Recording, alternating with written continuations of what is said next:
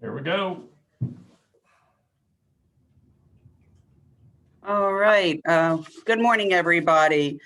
Today, we're having a special meeting of the Board of Trustees. It's March 2nd, 2021.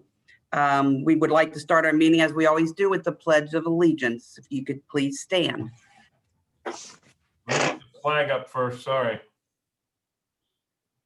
Give me 1 second.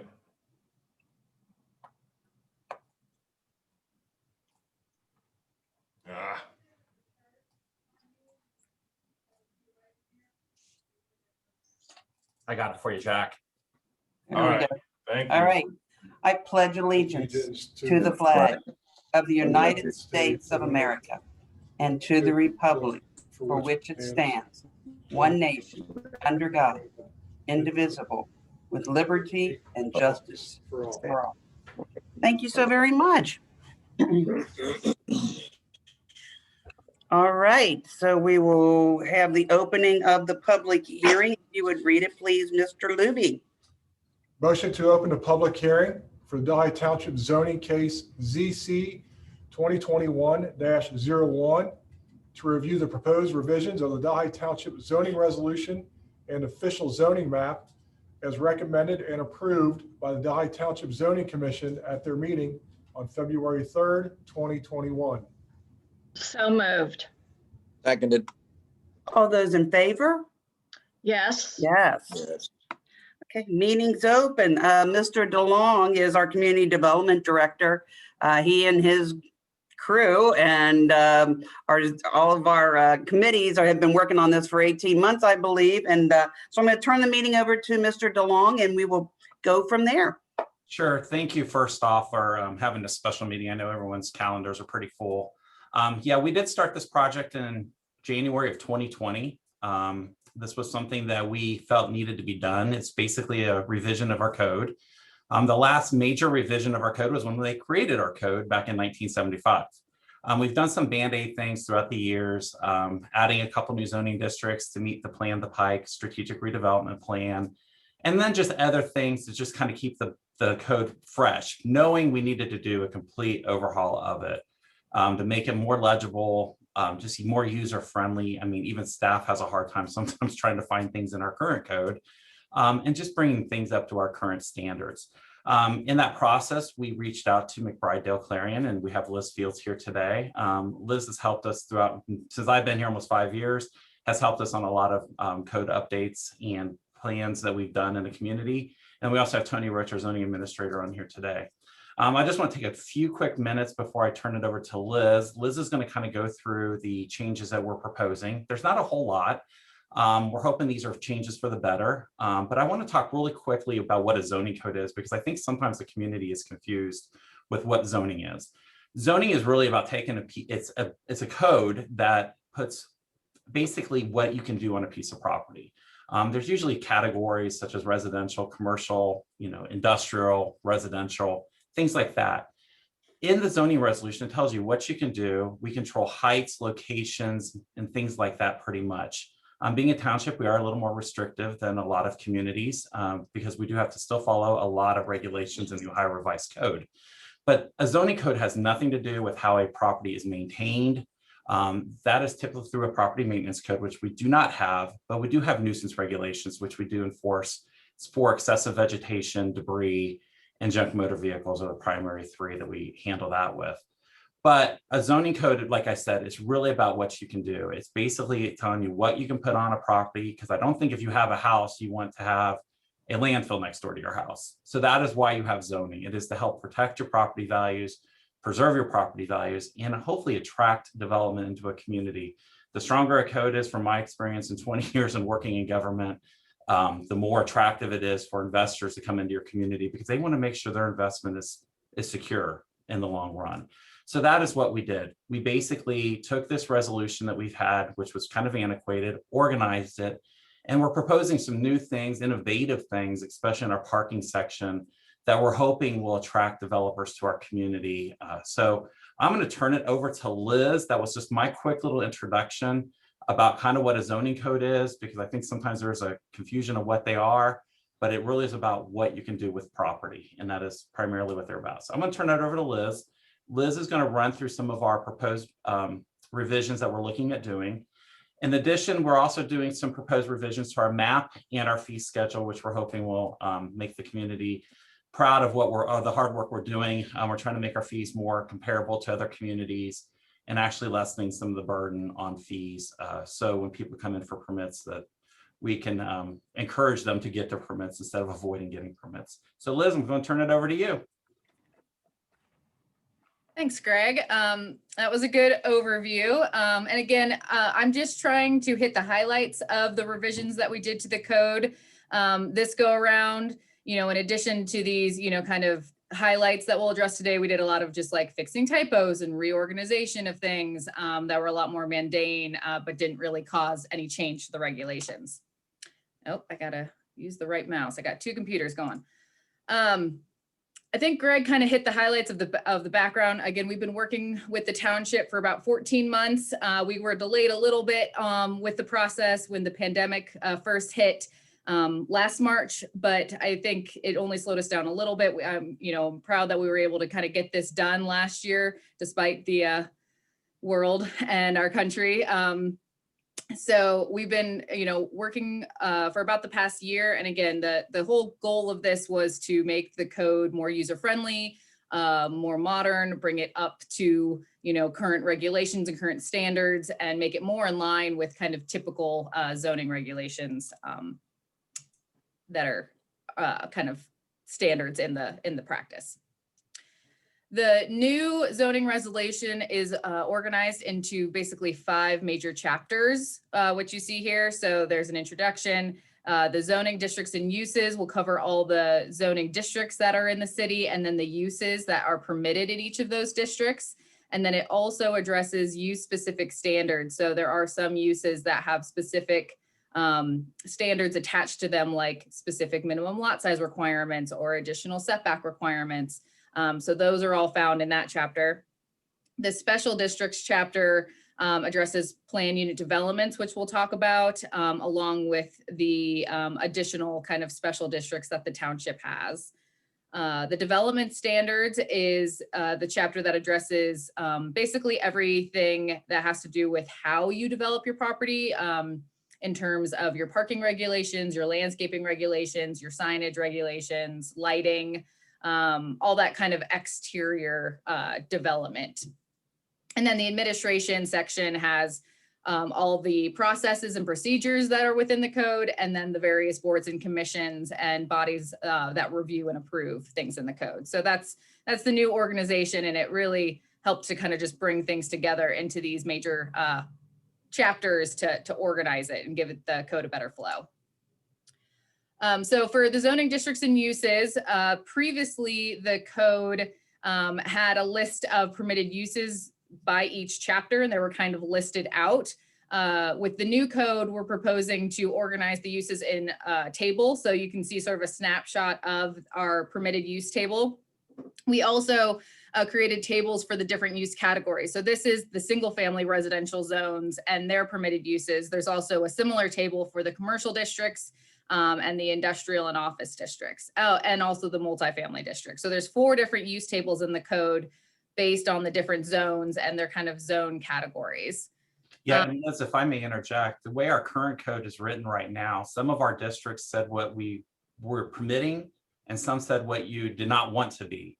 And it's so much more difficult to keep up with what you don't want to be, because those new uses surface all the time. So this actually gives us a more clearer vision of what we want the community to become and the types of uses we want in the community. Yeah, if I may too, I think Greg and Liz bring up an excellent point. This is a great change for 2 reasons. One, it is one of the things that Greg mentioned earlier, is it gives developers certainty. Okay, what's permitted or what's not. They're not guessing. And 2, on the other side of that coin, we're not guessing either. Here, it's either permitted or it's not. And here are all the permitted uses. And courts enforce those, meaning that this is a zoning resolution of exclusion, meaning if it's not specifically listed as permitted, you can't do it.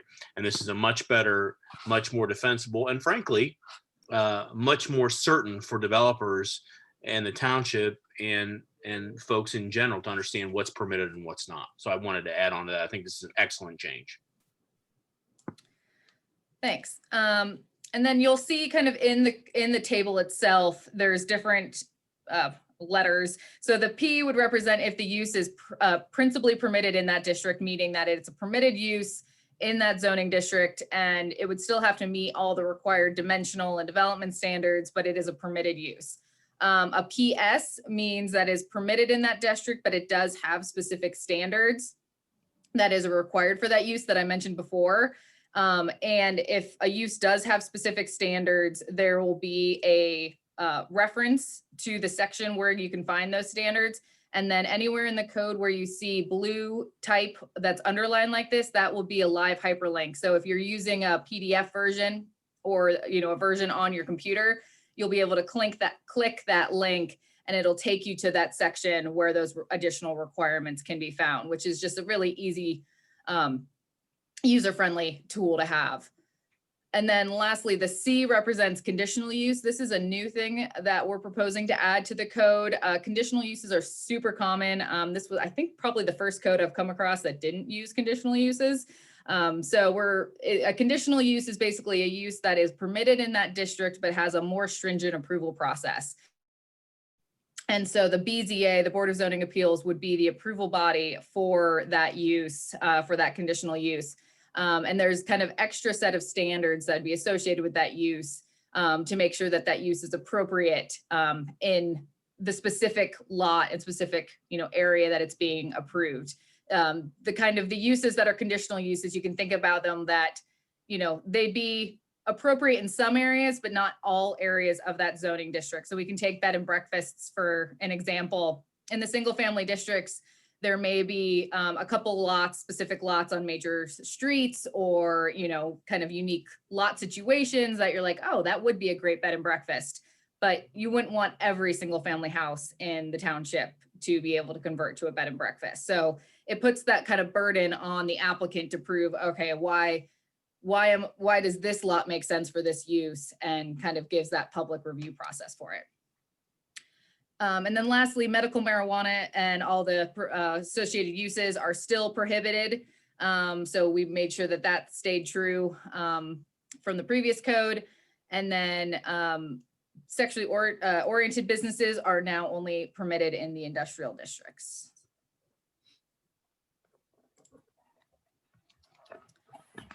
Moving on, this is a snapshot of the dimensional standards. So like each of those kind of use categories, the single family, the multifamily, the commercial, and the office, they have their own use table and their own dimensional standards table that you see. And this is sort of a summary of their kind of building requirements for if they're going to develop, how they can develop in terms of their maximum building height, their setbacks, their maximum, minimum and max or minimum lot width and lot area. These standards were not changed from your previous code. We just reorganized them and put them in this table format. Additionally, some accessory use changes were made to the code to limit the number of occupied accessory uses on people's properties to try and limit kind of a overabundance of accessory structures in people's backyards and to kind of avoid people from kind of getting around some loopholes that the previous code had. Yeah, Tony Roach, our zoning administrator, do you want to share anything more about that and what we've run into?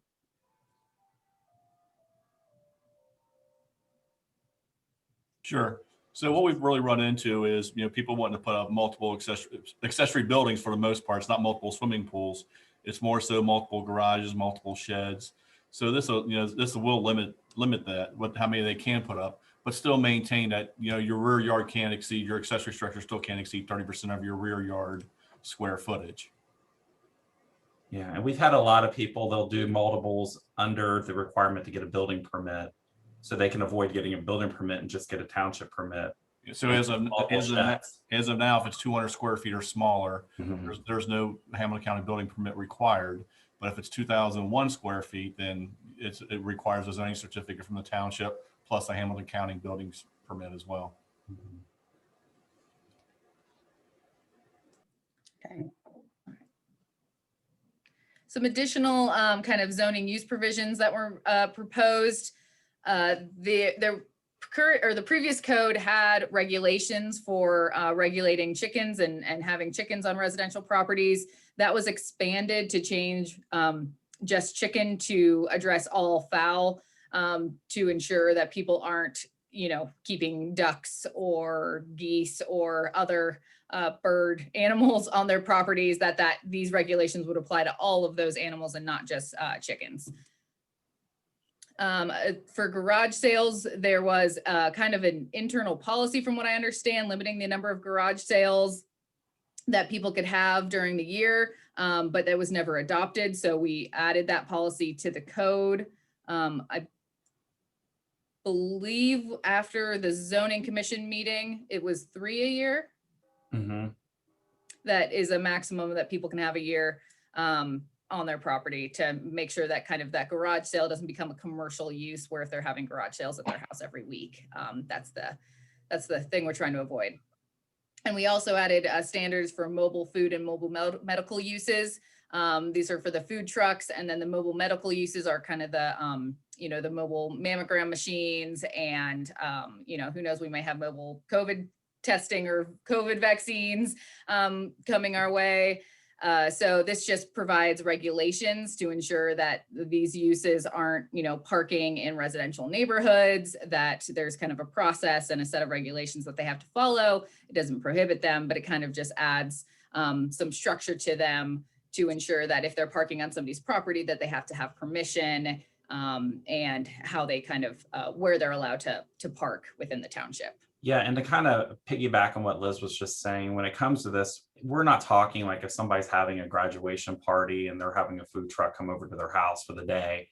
This is where they're actually parking and establishing themselves long-term in these neighborhoods. So that's where, for the residential, we still want people to go have parties and have their food trucks come for celebrations, but we just don't want a food truck just parking on a street or on an empty lot in a residential area and just establishing a business there.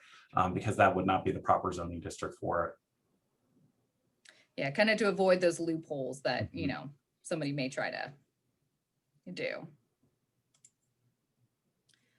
For the special districts, this is something that we're proposing, is to add a plan unit development process for the township. This would replace the existing double lettered districts and the community unit plan districts that the township previously had used. A plan unit development process is similar to both of those, but it's slightly different. It's essentially a process that a developer would come in with a concept plan that would get reviewed by the zoning commission and the trustees. All boards would get to sign off on the concept of the use and the property. And then if everyone approves the concept plan, then they would come back with a final plan just to the zoning commission that would kind of nail down all the details of the plan, like, the exact location of the parking spaces and landscape islands and that kind of detail. In response to some of the existing conditions in the township, we did not establish any minimum lot sizes or standards for these PUDs to allow flexibility. The idea is to kind of encourage development on some of the weird infill properties that the township has, that really none of the existing zoning districts in the township previously kind of fit and, made work for what kind of if a developer came with a creative idea, there really wasn't a zoning district that would allow some of those ideas to happen. So this just provides kind of maximum flexibility for developers, but also allows the township to have plenty of review time and that public process. So it's not kind of, again, a workaround to do a crappy development. It's a way that a developer can do something creative of, maybe making slightly smaller lot sizes or clustering lots in an interesting way, or doing a mixed use development, bringing together a, kind of an interesting mix of uses, allowing those kind of things, a process to go forward. And if I may, Liz, so the township does have some beautiful pocket little niches that people don't realize, that where we might have 2 acres here and there, that we've had developers come in and the current code with the CUP just would not work for them, where they would have to be either attached residence where they wanted single family residence, to where, like Liz said, this PUD is going to allow them to be creative or bring a design to us that's creative and let them, make it work in these nice little pocket areas that we may have with a couple acres here and there in the township. Yeah. And the other thing too is the existing CUPs and double letter districts will remain Mhm. on our zoning map, and those property owners still have all the authority to modify their plans all they want, everything. So nothing's changing. We're just not encouraging any more of them just because of the limitations that they have with, as Liz pointed out, and Tony pointed out, so much has just been, we've lost a lot of good little niche developments in the township because basically our current rules are almost like straight zoning. There's so many stipulations in there for trying to be a creative development. It just never made sense. So we're trying to mirror the two together into one and just call it the PUD, which is, like Liz said, very common in pretty much every community. Mhm.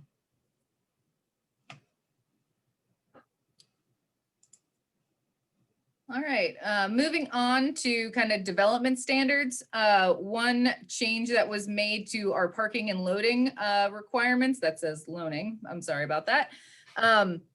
We're proposing to basically a typical parking code and parking regulations, and similar to what you have now, would have a table of the uses that are permitted and the required number of parking spaces for each of those uses. So for instance, a single family house would be required to have 2 parking spaces per unit, and like retail, it's typical to have like 1 space for every 300 square feet of your use.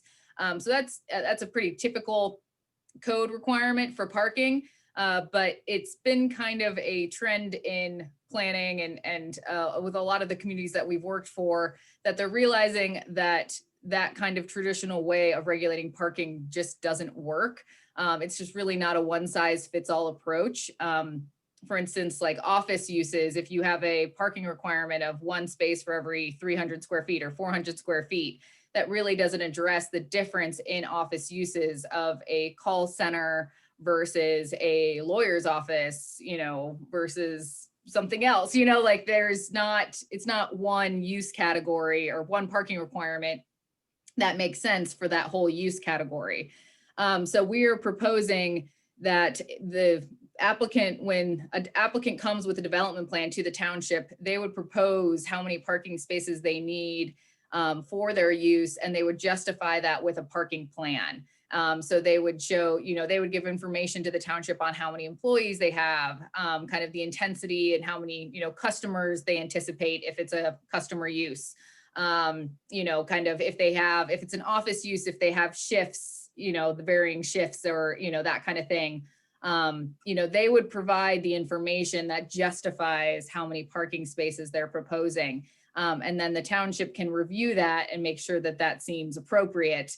It's not like we're trying to let people get away with anything, but it really just allows a kind of customized approach to parking. We work with a lot in our firm, we work with a lot of private development companies, and, like Kroger knows exactly how many spaces Kroger wants. Doesn't matter what the parking code says or what the township says, they're going to tell you, this is the number of spaces that I need for my use, or, CVS and gas stations, like they have that information, and they're going to want to put in the parking that makes sense for their use so they can be successful. So it just allows that flexibility, but without them kind of getting away with things. And we're still having good parking standards, so they can't, they have to have minimum lot or minimum space sizes. We're adding landscaping requirements to parking lots, so we're kind of enhancing also those parking requirements. But it is a big change. Yeah, and one thing I did bring up at the zoning commission meeting, I think this is perfect timing for us to have this change in our code. Just because of COVID, and everything going on, shopping habits have changed. Everything's going to change in the future, and put the burden on the business or the developer to tell us, because we're going to be wrong. I'll be honest. Planners are never correct. We either say you have too many, we'll put standards in place that will give you too many parking spaces or not enough. So this is, I think, perfect timing with everything just evolving in shopping habits and everyone's lifestyle habits changing to make this work. And the city of Blue Ash uses this. And Liz, I don't know if you want to share a little bit more about that, or even Brian, since he's also their law director. They use this standard up there, and it's working very well for them. Yeah, we're trying to encourage, all the codes that I'm writing for communities, I'm trying to encourage them to go this way. Blue Ash was the first city that I've worked with personally that did it on a citywide basis, like we're proposing it here. We've also written some codes that have done it in like specific downtown areas and things like that. But I believe Blue Ash's code has been in place now for about 3 years. And I mean, I think Brian would have a better idea of really how it's working on a day-to-day basis.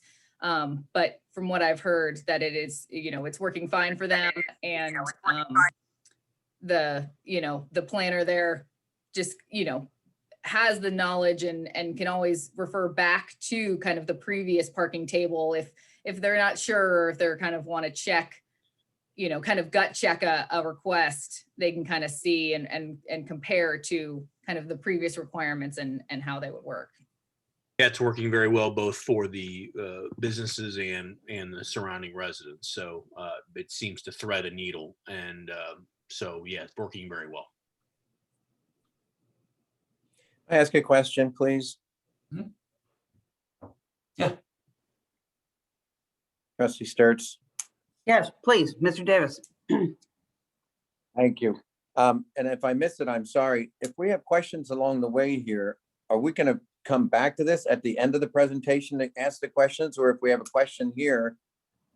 Because my thought is, if we go to the end of the presentation, then we have questions, we're gonna be scanning all the way back through these graphics, trying to figure out what we're asking. If I missed it, I'm sorry. I'm just curious how we're doing that protocol. Whatever your pleasure is fine with us.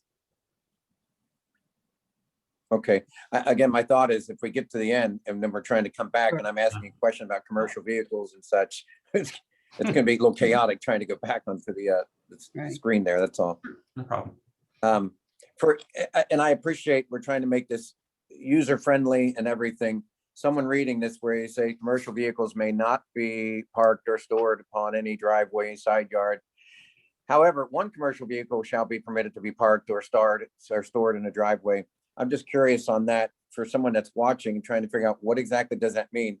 I deliver donuts for whoever, Krispy Kreme, and I park my thing there at night and I go out. Is that just, I know that's a very elementary idea, but where do they stand on that?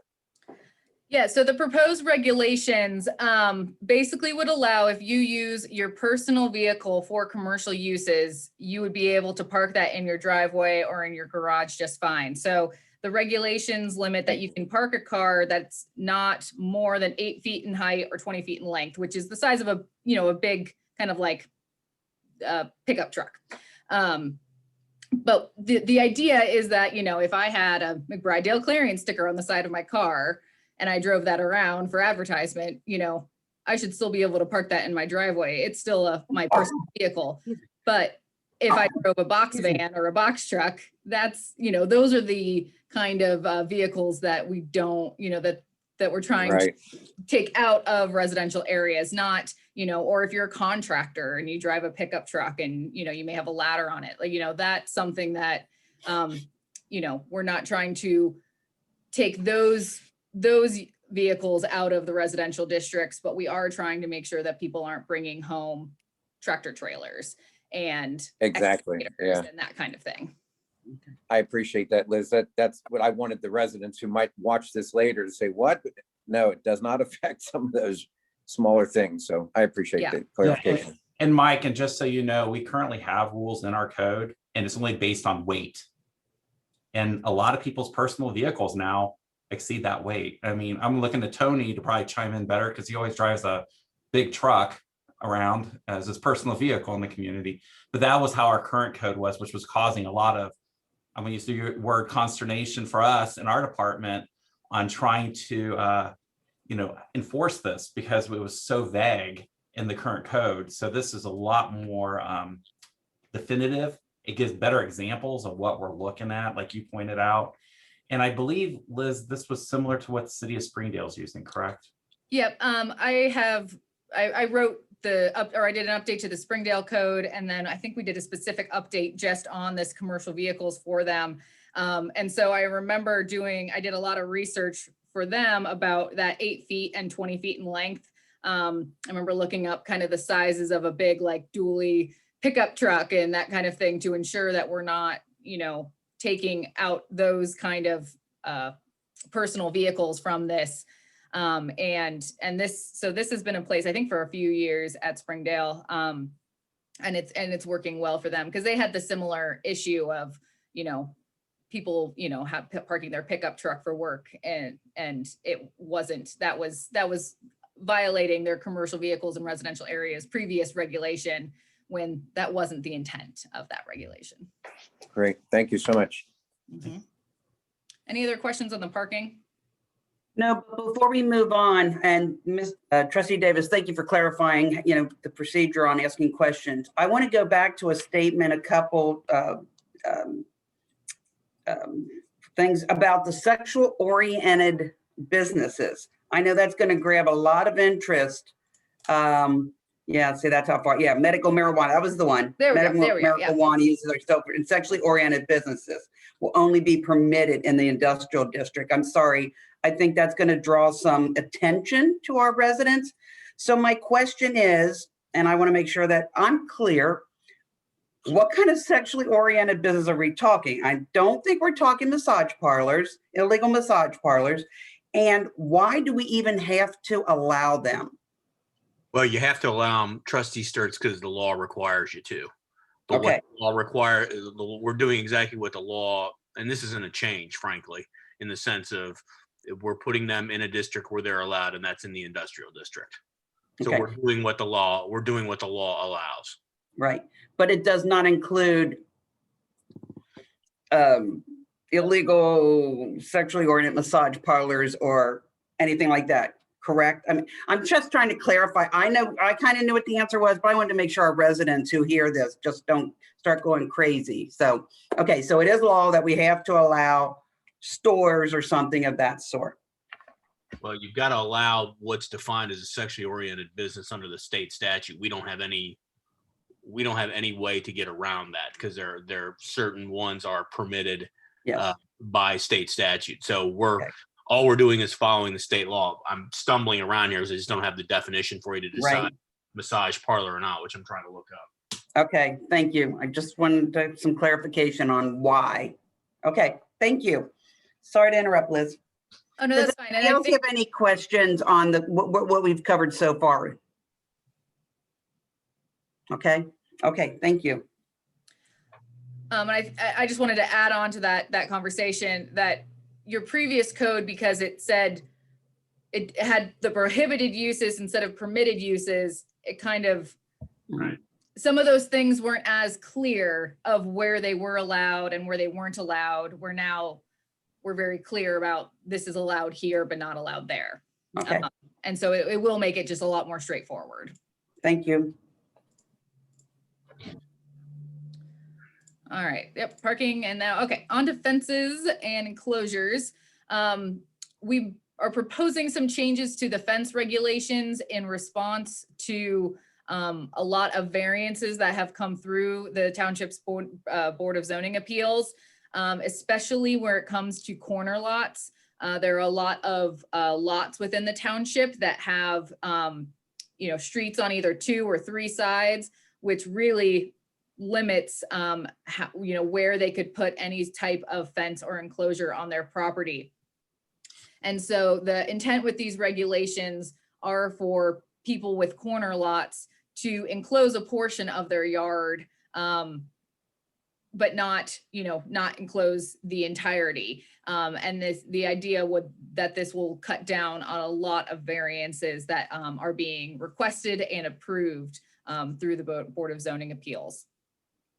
So it's kind of a confusing thing, but that they would be allowed to enclose up to 1/2 of their front yard, but it's kind of like their side front yard. If somebody's house is facing a street, but then they have the other street on the other side, that's kind of the yard that we're talking about that they can enclose. Does that make sense? Liz, there's a question about solid and open in nature. I mean, does that mean you could have a solid wall with a fence with a hole punched in it? What does that mean as far as being solid and open? What kind of materials are we talking about? So we do have some specific percentage of requirements in the code. So like for a rear yard, you could have it completely opaque, meaning you could have a complete privacy fence that has no openings or no opacity to it. But in the side yards and in the front yards, you're required to have a fence design that has in the side yard at least 50% open and in the front yard 75% open.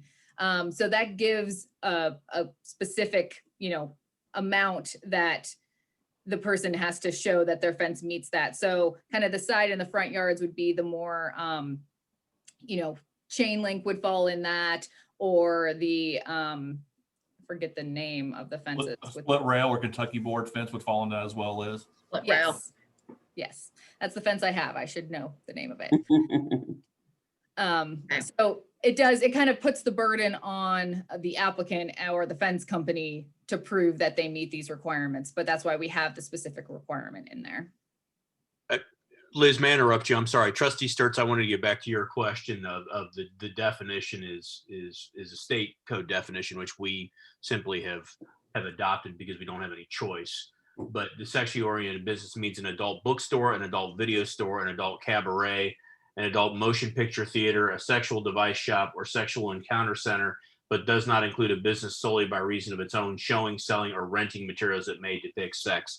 So what I would say to you is, this is not a change. This is what we've been doing. We're just simply reorienting it in our resolution. And we couldn't do more than what we're doing already because of state law. To your point about what is the distinction, I would be a little more, I think it's a little more precise, but I think your definition of kind of illegal touching versus going into a store is kind of a good lay vernacular definition to kind of express it. But those definitions are all in the revised code, and we're not doing anything either more or less than the state code allows. We're basically following state code. Thank you, Mr. Pacheco. Well, thank you.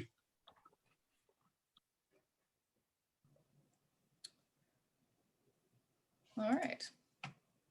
Moving on to signs. The sign section was reviewed in accordance and updated in accordance with some recent legal decisions, which require that you have to remove kind of any content-based regulations of signs. So we did do a thorough review of the sign code to make sure that the proposed code is kind of in line with a lot of those legal decisions, and Brian reviewed it in accordance with that. The other changes, we kind of reorganized it. We created this table of permitted signs, which has the sign types and then where they're permitted, in which districts they're permitted. And then it does provide a link to the section of where you can find the regulations for that type of sign. It does simplify the sign regulations and make it a little bit of an easier sign code to navigate. One change that we are proposing is to prohibit pole signs throughout the entire township. We had previously, when we did the amendments to the Delhi Pike corridor, prohibited pole signs from that corridor a few years ago, but this would make them prohibited township wide. Liz and or Brian, we have signs up right now on Delhi Pike that are probably not within these regulations. Mm-hmm. And people are going to ask, what are you going to do about these? So what is our legal steps or no steps at all on signs currently on Delhi Pike that do not meet these regulations? So Trustee Seavey, there are a couple answers to that. One is if they're not, if they're in the right of way, they can't or shouldn't be there, and we can just pick them up, frankly. So it depends on where they're located. I don't know the answer to each specific one you're asking about, but if they're in the right of way, they can be picked up. Okay, what about businesses that are closed? Yeah, with respect to businesses that are closed, that gets into a non-conforming use, and our code provision, I believe, is 2 years, meaning that if you have a non-conforming sign and it continues, you have a constitutional right to operate a non-conforming sign. I know people don't like to hear that, but you do. And so we can't do anything about a non-conforming sign unless and until it's not been used for 2 years. So if it's non-conforming, they've got a constitutional right to keep it unless it's not used. Let's say the sign goes empty for 2 years, in which Okay. case, after that 2-year period expires, we can then say, all right, that sign now has to comply with the code. Or if they weren't allowed to have it in the first place, it comes down.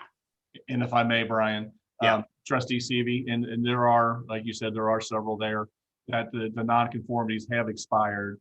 And we are currently actively communicating with property owners to see if we can work with them to get that resolved. That's great, Tony. I think that's really what the residents want to hear, that there's some action being taken on some of these that have been there for a while and are non-conforming. Yeah, the period, that's good. The period is 2 years. Thank you, Tony. Yeah, and if I may chime in too, back in 2018, we did do a minor sign code update. And in that, we actually had obsolete sign legislation added to our code, which basically says if a business closes, that they need to either blank out the panel or remove the panel or do something with the panel. These are for legal signs still, not just non-conforming signs. So we do already have that in the code, and that does remain in this code. It's under section. It's under section 7. Yeah, it's under 17.16. So we do have that in there too. So we've got a couple different angles for even those that are still conforming, that they remove the name of the business if the business is closed and at least blank it out or something. Okay. And then we also have the rules for the nonconformities.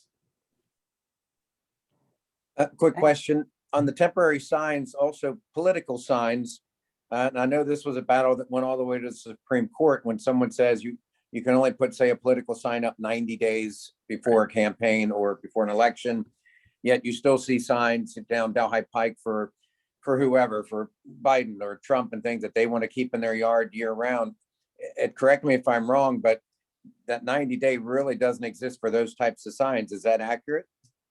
So what we're doing, it's a great question, Trustee Davison, and it did go back and forth to the Supreme Court. And basically what the Supreme Court has said is you can't, I'm taking a little bit of a license, but you can't enact a sign regulation that requires you to interpret the content and then say, well, we're going to have a different regulation that applies to that particular content and a different regulation that applies to that particular content. Meaning that you're right, that what you have to do is a temporary sign is a temporary sign no matter what's on it.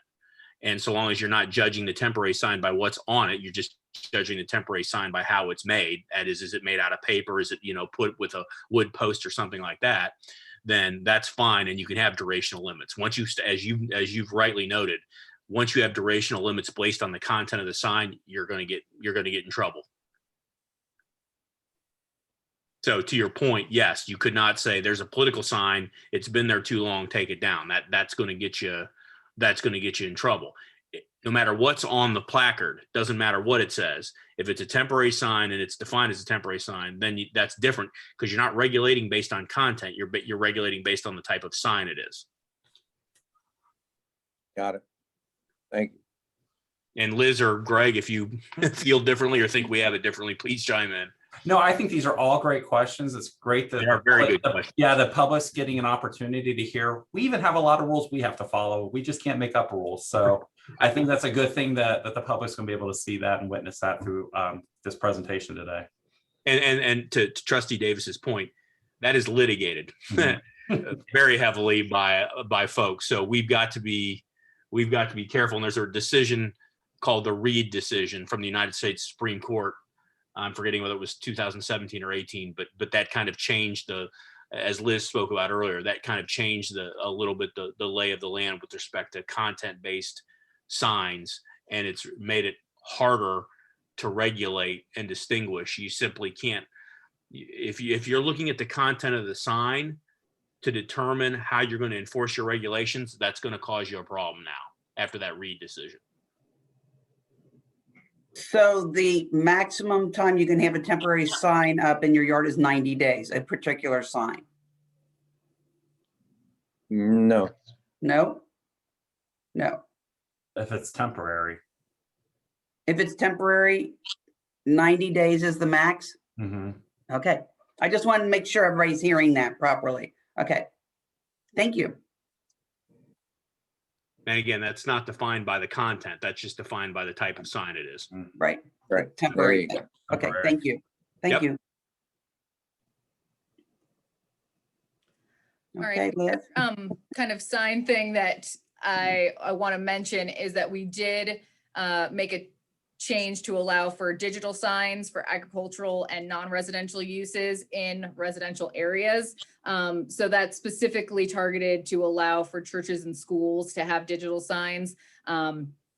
They already do. They've already requested variances and had those approved. So that's already something that, you know, is happening. This just provides them standards in place for how they can do that and where they can do that.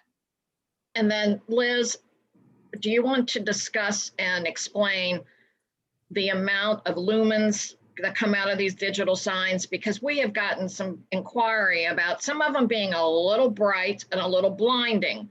So how do we regulate the amount of light coming from these digital signs? Sure. So the proposed code does have standards for the digital signs. So it requires, I'm trying to get there in my code so I can look at the exact. It's 17.8 A3 Roman numeral 6. A3. Yeah. There it is. So we do have the regulation that the signs cannot bleed onto adjacent properties and that they should have a maximum foot candle of 0 at all property lines. And so sign companies will do a photometric plan when they're creating a digital sign. And so they can show you what their foot candle spacing is and, you know, kind of how many foot candles there are around the sign and how far you will be able to see that sign. And so requiring a foot candle of 0 at the property lines means that you won't be able to see it. You know, it'll be dark at the property lines. And so that will require that how they have the sign oriented and how bright it is will be kind of regulated in that sense to make sure that kind of moving forward that those signs aren't blasting people's surrounding properties. But I think we need to also point out, Liz, is just because it's 0 foot candle at the property line, it can still have a very bright appearance on the property. Because I know where we have one right now. I've dealt with one at a previous employment where we had a gas station come in. There was no street lights. It was like out in the middle of nothing. And the complaints we got in were crazy. We went out there one night, walked it with a light meter. It was 0 at all the property lines. It just looked bright because the surrounding environment was so dark. But they met all zoning requirements and there was nothing we could do. So that I think people need to be aware of that. It may still look bright and still meet the zoning requirements.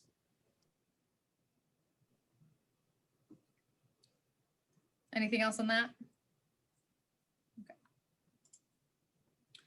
Okay. Moving on to landscaping, the proposed landscaping standards, we are proposing to add some additional landscaping requirements for developments throughout the township. We're basically taking some of the landscaping standards that we developed for the Delhi Pike corridor and taking those township wide. These are pretty standard landscaping and buffering requirements that most developers and applicants, you know, deal with or expect to have kind of no matter where they develop. And it will protect our residents so that if a new commercial or multifamily or industrial development is occurring next to a single family neighborhood, that a screen will be required to be put in place to, kind of protect those adjacent residents. And again, these are the same regulations for kind of the commercial districts that we had already developed. We're just expanding them out.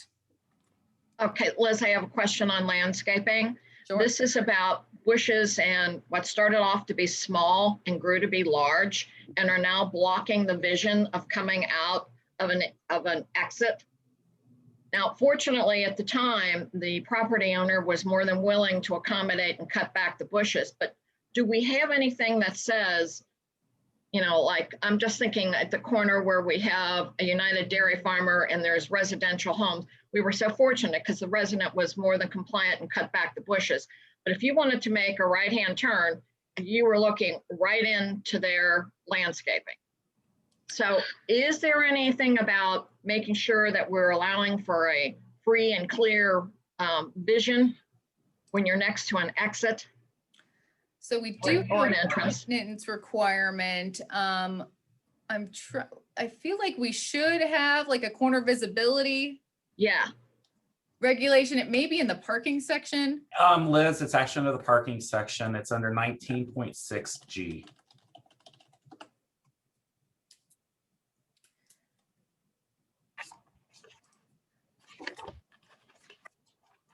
Yeah, so it's on page 118 of the code.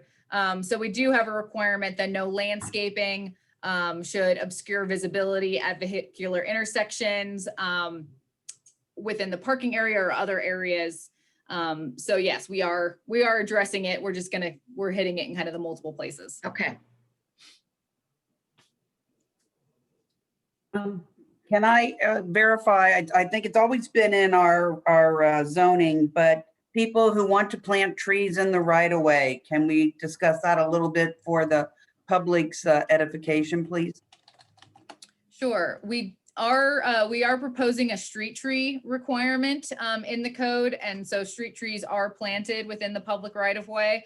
And so the code does have different specific stipulations for the street trees, basically spacing requirements based on the size of the mature tree and minimum planting requirements, and also spacing requirements from intersections and utility wires and things like that. We are proposing a kind of the ability for Greg or whoever is in the community development director role, that they could prove kind of an alternative landscape plan if there's kind of a weird situation with a road's right of way where street trees may not make sense in the right of way, but they would make sense a little bit more pushed back. So we did include a little bit of flexibility in there because, not every road is the same and not every road, kind of makes sense to have street trees. Thank you. Sure.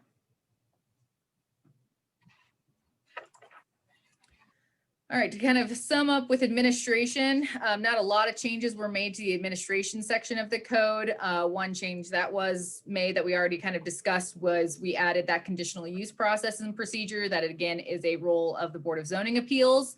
And kind of with that, we are removing the use variance procedure from the code.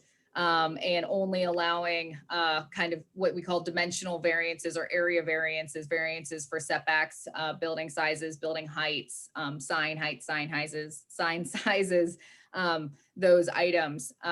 Use variances are kind of an antiquated process that most communities are removing, or at least we recommend that they remove them. And a conditional use process is kind of the kind of the trade-off to allow, again, those uses that may not make sense everywhere, but may make sense certain areas of a zoning district. Does that make sense? Okay. For nonconformities, we did add a process that if there are legal nonconforming uses or structures and they wanted to maybe expand a little, do a little addition, maybe some renovations, that they would be able to ask the Board of Zoning Appeals for that. So if there's a nonconforming house that doesn't meet, the required setbacks, but, they wanted to put on a little porch or do an addition off the back, this at least gives them a process to ask for that, where previously the township didn't have that and they wouldn't be able to make any improvements to that non-conforming use. So this is just kind of, again, gives that process to an applicant. And then pole signs, with the sign code prohibiting pole signs would become non-conforming.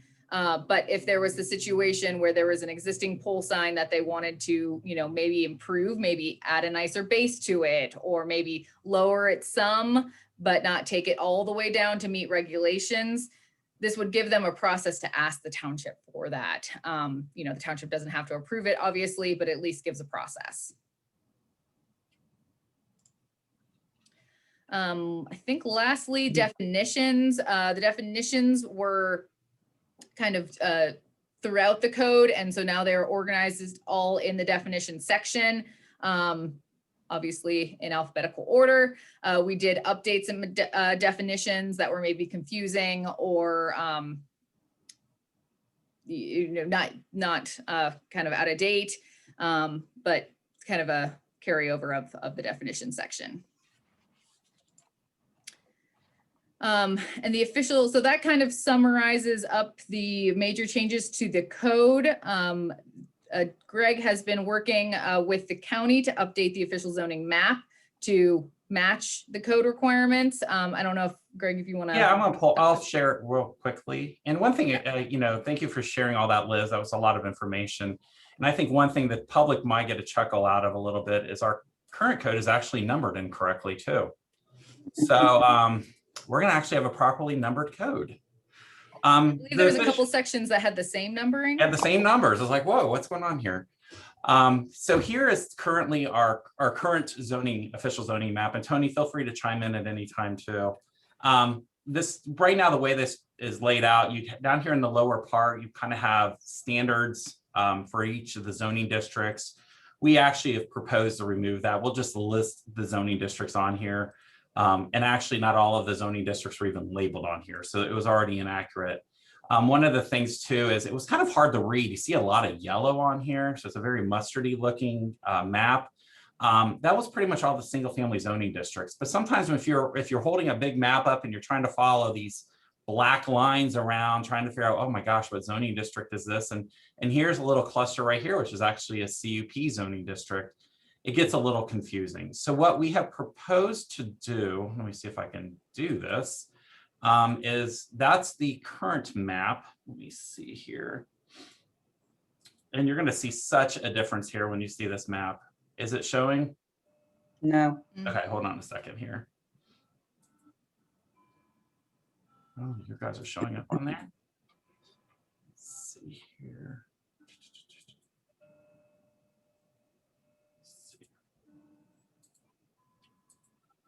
Is it showing now? No, you have No. definitions up. Oh, still definitions. Sorry about that. Development. I standards. am very rusty with this apparently. Let's green two. There, now we should see it. Now do you see There, it? yeah, Yes. there you go. The new official zoning map. This is what we're proposing. It is just so much more easier to read. Every zoning classification has its own color.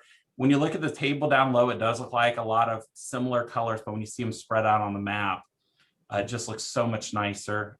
We cleaned it up and then proposed to put just the districts on here and not the regulations with them. I mean, we have a nice, easy, easy friendly user code or user friendly code now you can reference. So we took those standards off of there. But when we printed this off for the first time, I was like, wow, it's like this thing is just more vivid and much nicer and legible to read. But it was also kind of interesting to see how the township transitions from east to west with the zoning classifications when you really break it down. So that's the new proposed zoning map that we're looking that would be adopted hopefully with the resolution rewrite or revisions, I guess I should say. And Liz, did you want to continue on or do you want me to? Yeah, I can go. All right, or else I can just go to the fee schedule thing. Yeah, I think that was all we had left. All right. And I think we have the fee schedule. So the fee schedule for zoning, and Tony, you can help me with this one too.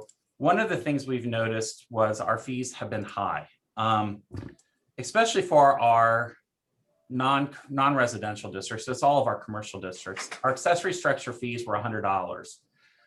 It's funny, $100 may not seem like a lot to a business, but it is a lot to a business, especially when we have a lot of independently owned, locally owned businesses here in Delhi Township.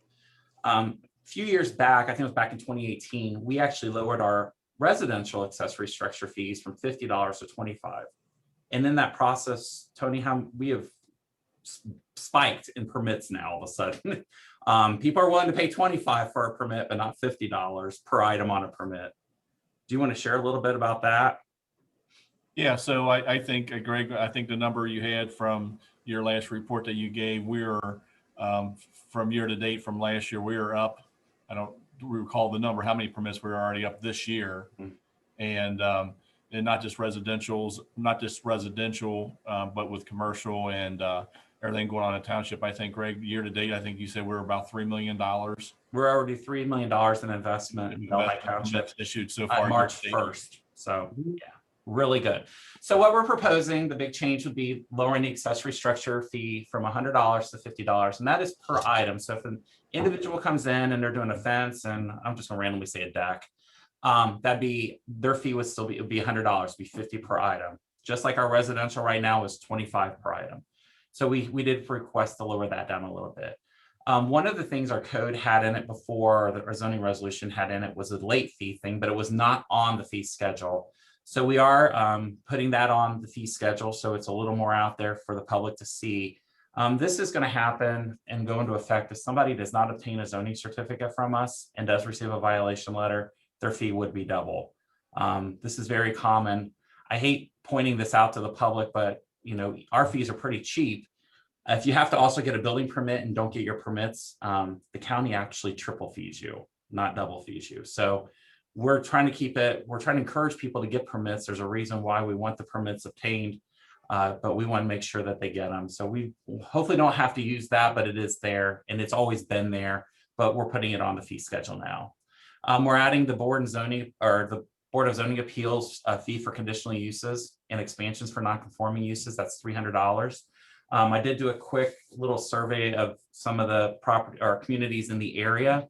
Our Board of Zoning Appeals fee is actually the third lowest in the area. Most communities are around $500. Ours is currently at $300. So we'd like to keep that at $300.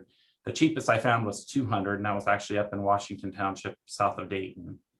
And then we're actually adding some review fees for new processes that were actually already added to the code back in 2018, but we really didn't have a process or fee in our fee schedule for it. So we're proposing that.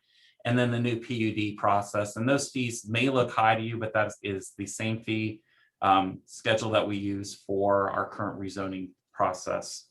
So that is pretty much the fee schedules. We're trying to make it a little more business friendly on this aspect, easier to read too. It's in alphabetical order. We listed more things on it. Some residents would get confused if they're putting a gazebo in, they didn't see gazebo in the fee schedule. We added that on there.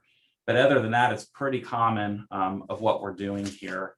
And just to kind of go back real quick too, when I talk about the non-residential accessory structure fees, ours was actually one of the highest in the region. Just so you know, most people, most communities were around $75.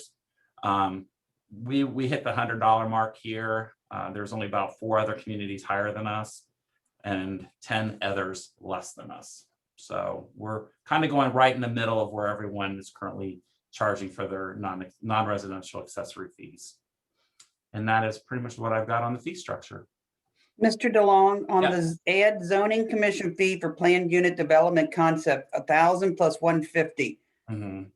Why not say 1,150? Is there? Well, that's actually and it's actually by acre. That's 150 per acre. So it's a little Okay, higher. thank you. Sorry about that. Sorry. Thank you. Okay. That would have made more Greg, sense. Greg, I think the one question that I always get is on the fee for the zoning appeals. So thank you for drawing comparisons and explaining where we are amongst our neighboring townships for that fee, because we get a lot of bulk at $300. We get a lot of bulk, and I think everyone needs to understand, we also pay these board members $100 per meeting, and there's 5 members. We're already $200 in the hole, plus the time of Tony and myself, plus utilities. We're not even covering costs at these meetings for most of anything. So yeah, so our fees here, like I said, the $300 is actually pretty inexpensive, and we don't want to bump that up because we know it is a burden for people. Right. Your department is not self-sufficient by fees. No, we're not. By no means. Yes. You have any other questions about the fee schedule or the zoning map? Well, All right. a lot of work. Did we have any public comments come in? We have not received any phone calls or emails. Okay. I would really like it if we could delay actually closing this and allowing the residents to have an opportunity to see this on Facebook. And maybe if this could be, if we didn't answer their question, it gives them an opportunity to ask it, or if even what we did reveal caused more question, have an opportunity to get back to us. I'm proposing that we delay closing this and actually moving it to the March 10th meeting of the regular Board of Trustees meeting. If I don't know, what does everyone feel? Is that a motion? Oh, Is that a motion? it can be a motion. I move that we delay closing this meeting to give the residents an opportunity to review and question anything that they might have until March the 10th at our regularly scheduled Board of Trustees meeting. How'd I do, Fiscal Officer Luby? Sounds good. Do I have a second? I will second that. And I think that is crucial. I think it's very important that people do have a chance to weigh in besides on social media. You know, you work with us, we work with you. You know, we're trying to, like you said in the very beginning, trying to clean things up, make it more user-friendly so you can understand where we're coming from. And at the same time, set some standards here of which we have to adhere to, and there's consistency in that. So I appreciate that, but I also would want the residents to have a chance to respond or get in touch with the administrator or even any of the trustees. If you have questions, now is the time Right. to be looking at this as we continue to look over this and study this document. Great job to everybody. And it really, really does clean things up, makes it a little bit easier to understand. But it might have opened up some other questions, if you would. For every action, there's a reaction. So maybe there's some other questions that popped up as others were looking through this, or we'll have a chance to go through this document, which of course is available on our website. If you want to see the document and such, it's pretty lengthy, but you can follow that. So I will gladly second that motion, Trustee CV, and let's pick this back up. We will continue it to that next trustee meeting in March. All in favor? Yes. Yes. Yes. Okay, motion carried. Trustee Sturts, do we also want to make some type of direction to the residents on how they can submit these questions? Exactly, exactly. Administrator Cameron, do you want to chime in on how you'd like to gather questions from the residents on the zoning? I think the best source is Greg at this point in time. He would have the best answers. So I would say call the community development department. Greg, your phone number is, Yeah, it's 922-2705. Or you can file, it's just sometimes easier to just use zoning@delhi.oh.us if they want to file an email question too. So, but all of our contact information is on the website also. Just go under departments and community development, and you can get our email addresses there too. But 922-2705. and I would add to that, that could clarify some things that people heard, or if people want to be heard, please let us know that as well. It's a public hearing. Unfortunately, the virtualness of it makes it a little more clunky, but we certainly want to give people the opportunity to be heard as well. So if somebody does write in or call with a question and you have a dialogue with them and you answer their question, will you be bringing that same question to the meeting on the 10th? Because if one person has a question, other ones will, but they just haven't reached out to you. So any question that comes in, whether you answer it directly to the person, will you be reiterating it at our meeting? Yes, I need to share that. It would be public comment. Perfect. Thank you. Okay. Do we have any more questions at this particular time? No, great job. Thanks, Liz. Yeah. Yeah. Yeah. Good job to Greg and your committees and your department. And you too, Tony. Thank you. Liz, thank you for being here and taking your time to explain the changes. Like Trustee Davis said, the document, here's the document, everybody. They just gleaned over some of the changes and it is on our website if you want to read the whole thing.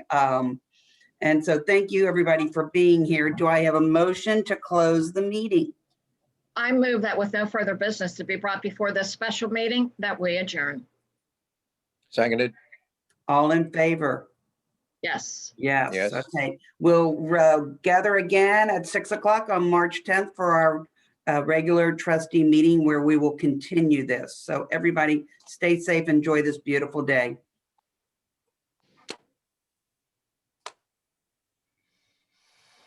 You're off. You're recording.